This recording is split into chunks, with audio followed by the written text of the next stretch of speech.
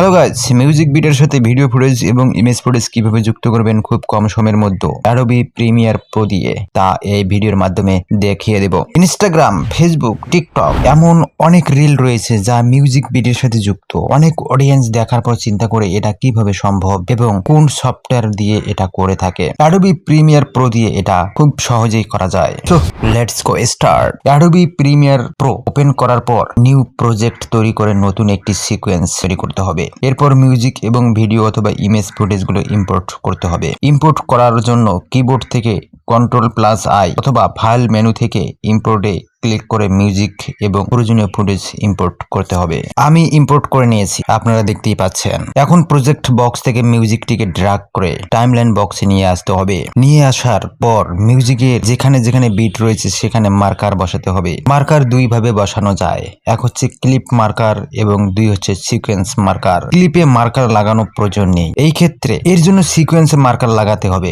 আমি music run করে keyboard থেকে এম বাটন প্রেস করে মিউজিকের যেখানে যেখানে বিট রয়েছে সেখানে সেখানে মার্কার দিয়ে দিলাম। এবার প্রজেক্ট বক্সে এসে যে ফুটেজগুলোকে মিউজিক বিটে বসাতে চান, automate two sequence,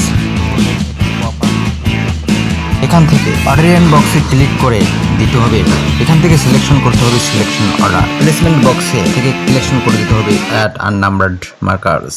still ক্লিপে duration রাখতে হবে ইউজ ইন অথবা আউট রেঞ্জ। এরপর ইগনোর অপশন থেকে আপনি আপনার মনের মতো করে দিতে পারেন। এখানে আমি ভিডিও ফুটেজ মিউজিক বিটে দিব, তাই ভিডিওর ফুটেজ অডিও দিতে চাই না, এর জন্য আমি অডিও ইগনোর করে দেব, তাই আমি ইগনোর অডিও অপশনে ক্লিক করে দিলাম। এরপর ওকে বাটনে ক্লিক করে দিলাম। দেওয়ার সাথে সাথে অটোমেটিক ভাবে মার্কার অংশগুলোর সাথে ফুটেজগুলো বসে গিয়েছে। এখন আপনি প্লে দিয়ে দেখতে পারেন যে আপনার মিউজিক বিটের সাথে আপনার ফুটেজগুলো বসেছে কিনা।